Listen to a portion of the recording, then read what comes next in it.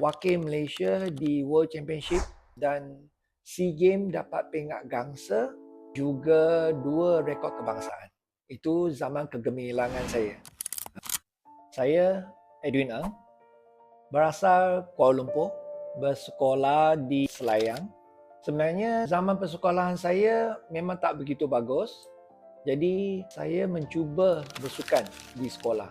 Saya bermain bola sepak, main hoki, main bola keranjang, main lompat jauh, main bola tampar, main karate, tapi tak ke mana.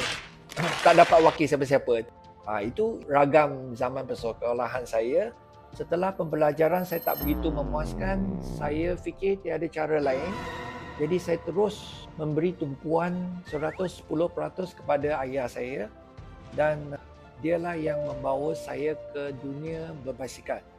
Jadi bila dia dah mula berdisiplin dengan saya, maka saya dah terjebak satu kapal dengan dia, tuju apa yang saya mahu.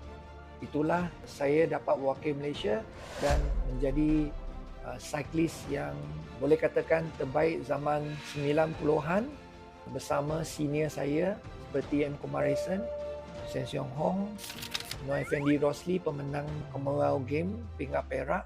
Jadi saya bersama rakan berbasikal saya membawa negara Malaysia ke lebih jauh di perlumbaan antarabangsa. Akhirnya saya dapat mewakili Malaysia sebagai seorang juara kebangsaan 1995, wakil Malaysia di World Championship dan SEA Games dapat peringkat gangsa, juga 2 rekod kebangsaan. Itu zaman kegemilangan saya.